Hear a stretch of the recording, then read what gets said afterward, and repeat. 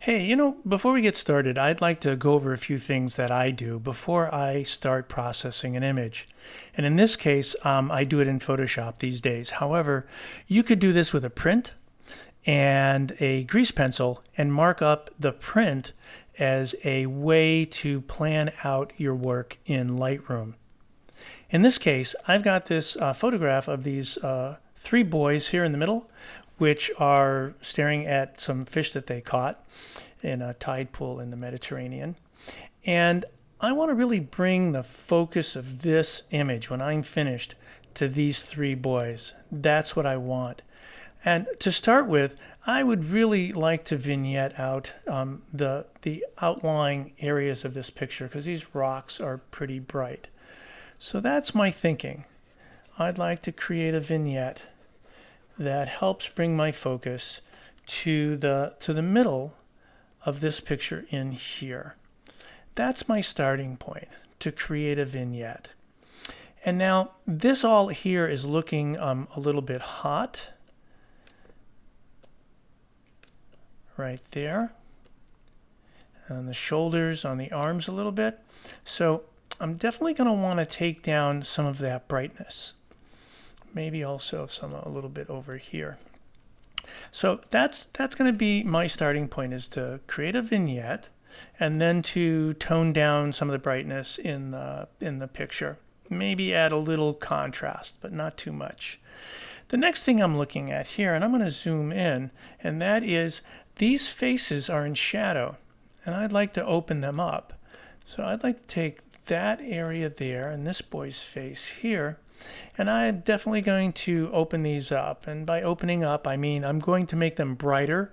I'm going to open up the shadow detail using the shadow slider and probably the Radial filter as well. Now I'm going to just go over here, and this is a distraction to me. And I doubt this is going to show up in the area of my vignette.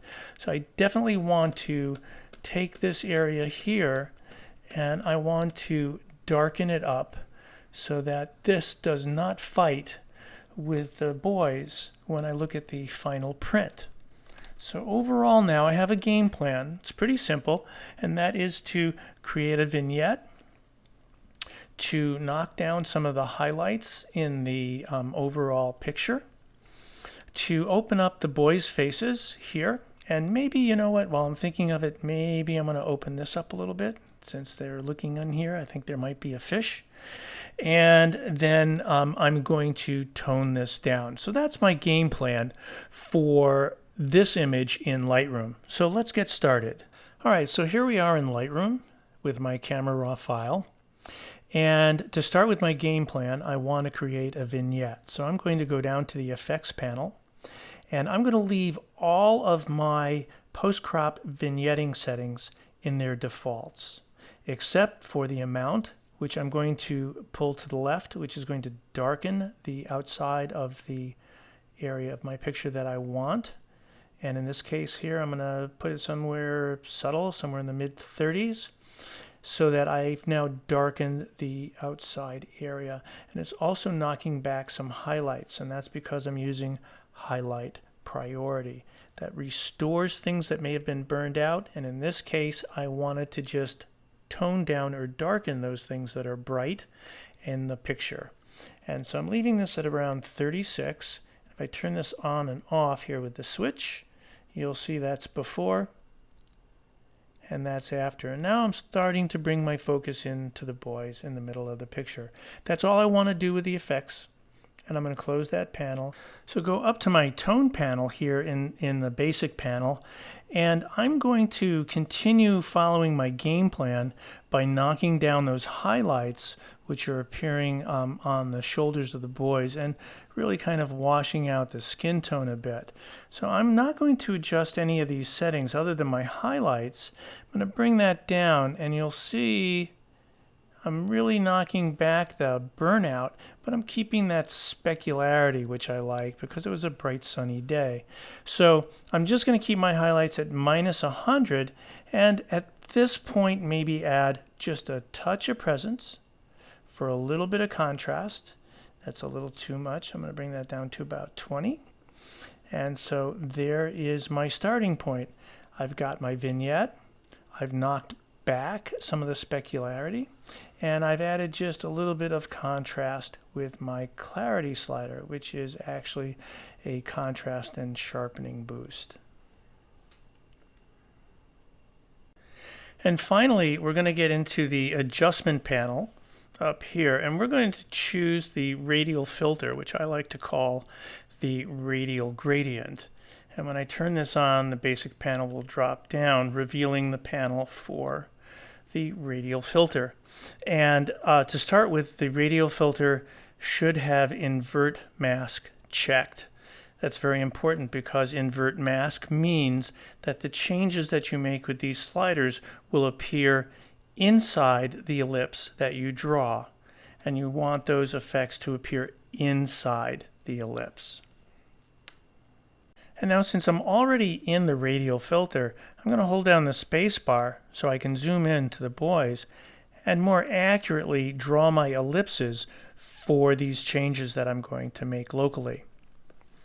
So to start with, I have no settings right now. If you have settings, double-click the word Effect, and that will put everything into the default 0 position. I'm going to want to open up just my shadows. So I'm going to move the shadows all the way up to 100% here. That's going to make my shadows brighter. And you can see how that's happening. And I am now getting my effect inside the ellipse because I checked invert mask before I started. I'm going to wait for my double arrows here right on the curve of the ellipse, and I'm going to put it into position like that. I'm going to do before and after. And you can see how that's really opened up my shadows, maybe a little too much, so I'm going to move that down to about 75, 77. That's before, and that's after. And I'm going to do that one more time here with this other boy. And you're always going to start where you last set your settings in any of the Lightroom local adjustments. So this is going to start out at 100 again. I'm going to rotate it, and now I'm going to start to adjust by pulling the anchor points out like that. And now you'll see I have to set that back to my mid-70s. And that's before, and that's after. And you can see how that's opened up my shadows. I'm going to do one more down here because I'd like to have this mesh be a little bit more noticeable, and I don't know what that is. So could be a fish. So I'm going to take that. I'm going to just adjust that over that little bit of color. And that's way too bright now. That seems a little deliberate. So I'm just going to make that somewhere around 40 or so. Now that's before and that's after. And that's the three objects in the center of my picture that I want to see. And the reason why my bullets disappear when I move my cursor off the canvas is because I use the Show Edit Pins auto setting. And the Show or Hide the Tool overlay happens when I move my cursor off the canvas. My active Radial Filter is the bullet. The two that are inactive, meaning I'm not changing the settings on them, are the ones that are gray. And finally, here's this float. I'm going to zoom out by holding down the space bar and clicking on the canvas. And this is very, very bright in my scene, and I really, really find that distracting. So I'm going to do one more new Radial Filter. I'm going to drag my ellipse out, widen it up a little bit, and adjust it to fit using just the double arrows to rotate it, and then holding down the Option key to just adjust the one anchor point at the right side. There's my anchor point right there, and I'm going to just hold down the Option key and adjust that.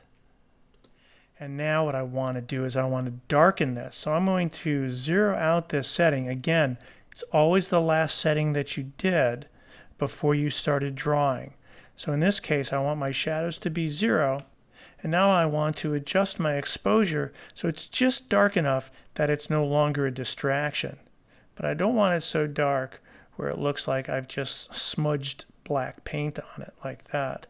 So I'm going to pull this back until I have something that feels natural, like it's fallen into the shade a little bit. Something like that. And this is looking pretty good to me. I'm just going to turn this switch on and off again for one more preview of my radial filter. That's before. And that's after. And I can really see that focus coming in on the boys. But this feels a little dark here on this float. So I'm going to change those settings down another couple of points, probably somewhere around -70. And if I can't get it, I'll just click in the window, type in -0.7. And I'm going to look at this before and after. I hit the enter key, by the way, just to accept that change. And that feels a little more natural. So at this point, I'm going to select done. And overall, I think I've got my game plan completed here, where I've darkened the perimeter. I've lightened up the boys a little bit in the shadow detail. I've got my float a little bit darker. And when I look at the before and after, since I'm in the develop module, I can use the / key. That's before. And that's after. Before and after. And I really feel like I got what I came for here. And that was to darken the edges, to bring my focus into the boys, and to really bring this picture to life, where in the beginning, in my before picture, it was flat, and really my interest wasn't just focused on the boys. The rocks are bright, the float is bright, there's some burnout in the skin tones, and here we've got a picture that's really worth looking at. I hope this was helpful. Remember, the Radial Gradient's a very powerful tool, the Radial Filter. This is Lightroom Guy. Thanks for watching.